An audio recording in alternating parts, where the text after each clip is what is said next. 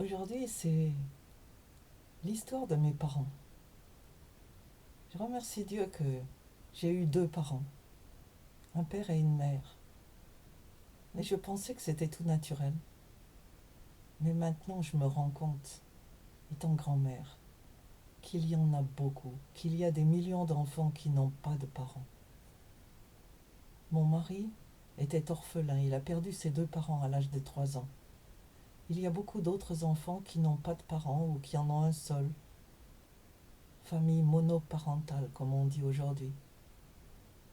Il y en a d'autres qui ont été enlevés à leurs parents. Il y en a d'autres dont les parents ont été détruits, assassinés pendant la Seconde Guerre mondiale ou ailleurs. Il y a beaucoup de familles qui sont marquées par la souffrance. Et je remercie Dieu pour mes parents. Mon père était le premier fils de ses parents. Il s'appelait Charles Adrien Joseph. Il est né en 1909 à Valence. C'était le premier fils et j'ai entendu que sa naissance avait été pénible. À l'époque, les femmes accouchaient à la maison et le mari était là, bien sûr. Mon grand-père avait regardé la naissance et il était tellement effrayé par les souffrances de sa femme, selon ce qu'elle m'a raconté, que il n'a jamais voulu qu'elle ait un autre enfant. Alors ça a duré des années. Mon père était le seul jusqu'au jour où, selon ma grand-mère, mon, mon grand-père s'est oublié et ils ont eu un deuxième enfant. C'était un garçon tranquille, mon père. Il adorait sa mère et il a toujours été très très attaché à sa mère. Il avait une relation fusionnelle avec elle et ça a beaucoup causé de difficultés dans son mariage. Il a terminé ses études au bac et il voulait devenir libraire. Il adorait les livres, mais ses parents n'avaient pas les moyens de lui acheter les fonds nécessaires, donc de payer pour la location des, de la salle, de, du fonds de commerce, et puis aussi pour acheter les premiers livres qu'il allait vendre. Et donc ils n'ont pas pu faire ça, et il est finalement devenu huissier de justice euh, en se mariant à la fille d'un huissier. À l'époque, les huissiers vendaient leurs charges. Pour devenir huissier de justice, on n'avait pas besoin d'aller à l'université à l'époque. Il fallait devenir en quelque sorte l'apprenti d'un huissier qui vous donnait ensuite sa succession. Et je pense qu'il s'agissait d'un mariage arrangé, d'après ce que j'ai compris ou plutôt déduit. Donc il s'est marié avec cette femme et qui s'appelait Marie-Paul et ils ont vécu un certain nombre d'années sans enfants. Et je pense que ce n'était pas un mariage heureux. Mais je n'ai pas vraiment entendu parler de ça, sauf quand mes parents parlaient à mots couverts, sans mentionner le nom de cette femme autrement que par ses initiales. Et puis, mon père a fini par rencontrer ma mère euh, quand il a été invité au mariage de sa tante. Ma grand-mère avait une cousine, euh, je pense à vrai dire que c'était une nièce, mais je n'ai pas su exactement la relation. Mais c'était quelqu'un de la famille, et cette nièce s'est mariée avec le frère de ma mère. Et à ce mariage, mon père était invité puisque la mariée appartenait à la famille de sa mère. Et il a rencontré ma mère, là, qui était jeune, euh, célibataire, bien sûr, et il est tombé amoureux d'elle. C'était un coup de foudre, on dirait. Et finalement, 9 mois après, ou quelque chose comme ça, en tout cas, je suis née, j'étais la première et mon père était très admiratif. On m'a raconté qu'il avait mesuré ma bouche de nouveau-né parce qu'il était si étonné que ma bouche soit toute petite. Oui. Et ma mère, elle, elle était franco-belge. En fait, elle était belge. Euh, Bien qu'elle soignait à Poitiers. Son père et sa mère étaient belges et son père avait une fonderie et ils étaient venus à Poitiers, en France donc, euh, pour un an à peu près, dans le cadre de son travail. Ma grand-mère, bien sûr, maternelle, ne travaillait pas comme c'était la tradition à l'époque. Et donc, ma mère est née à Poitiers. Mais ensuite, elle est retournée en Belgique. Et donc, elle est restée là jusqu'à son mariage avec mon père. Et ensuite, mon père a dû quitter son travail d'huissier de justice, là où il était, dans l'Ain, je crois. Et ils ont déménagé. Il a trouvé une place d'huissier dans un tout petit village, presque un hameau, qui s'appelait Saint-Jean-en-Royans, au pied du Vercors. C'était un très beau village. Et donc, il a commencé à travailler là-bas, mais il avait beaucoup de difficultés au départ parce qu'il fallait trouver des clients. Et il a commencé avec une bicyclette. Après, il a eu une moto. Et ça, c'était pas évident parce qu'il devait monter dans des villages du Vercors. Donc, c'était des routes escarpées, couvertes de neige en hiver. Et ma mère était à la maison.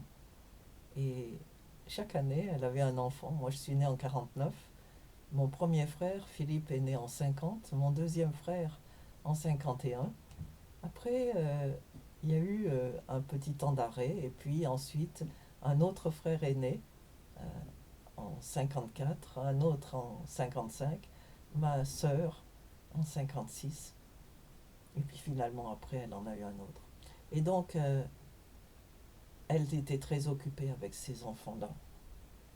En Belgique, d'après ce que je connais, elle a passé sa jeunesse à Gand, dans la ville de Gand, qui est aujourd'hui Gent, puisque cette ville, qui était francophone, est devenue flamande à la suite de remembrement.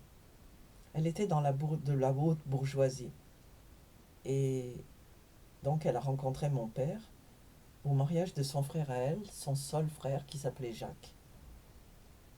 Et elle s'appelait Janine Victorine Albertine. Elle était née en 1923. Mes parents donc sont allés dans ce petit village et elle a dû s'adapter à une vie assez difficile. Il n'y avait pas d'eau chaude, il n'y avait pas de salle de bain. J'ai découvert qu'il y avait une salle de bain, mais je ne pense pas qu'on s'en servait. Parce que la salle à manger était en L. Et dans le petit, la branche du L, c'était la cuisine. Et nous l'avions dans l'évier. On mettait une grande bassine en métal dans l'évier et on versait de l'eau, on mélangeait l'eau chaude et l'eau froide avec une bouilloire. Et puis les enfants se lavaient comme ça l'un après l'autre. Et mes parents faisaient la toilette euh, du haut en bas avec un gant de toilette. C'était la coutume. Et ma, ma mère n'avait pas de séchoir, il n'y avait pas de machine à laver bien sûr. Elle devait laver et les draps à l'époque étaient des draps très épais, de coton, très durs, très, très épais. Et elle les lavait, je ne sais pas trop comment, dans l'évier aussi. Et elle devait les étendre dehors. Mais derrière la maison, c'était un immeuble. Nous vivions dans un appartement au premier étage. Et pour sécher le linge ou pour garder les enfants quand il faisait beau, elle descendait l'escalier et il y avait une cave d'ailleurs, comme presque partout en France. Et derrière, il y avait un champ. Parce qu'à l'époque, ça n'était pas vraiment construit. Le village était assez petit. Nous étions à l'orée du village, juste avant la sortie du village. On descendait de là, il y avait une route qui emmenait vers d'autres villages. Il y avait un pont de pierre, et ça c'était la marque de la fin du village. C'était la balise qui indiquait qu'on sortait du village. Ma mère aimait beaucoup les enfants, heureusement, puisqu'elle en a eu beaucoup, et elle était toujours heureuse de nous voir, d'être avec nous. Et Les enfants donc sont nés entre 49 et 61. Au village, il n'y avait donc ni eau chaude ni salle de bain. Mon père rentrait souvent tard de son travail. Il passait sa journée à distribuer des appels, euh, des rendez-vous aux gens pour se rendre au tribunal, les gens qui avaient commis des infractions, et il allait leur distribuer ses commandements d'aller au tribunal. Et donc il voyageait de ferme en ferme sur sa moto, et puis finalement il a eu une 2 chevaux qu'il a gardée assez longtemps.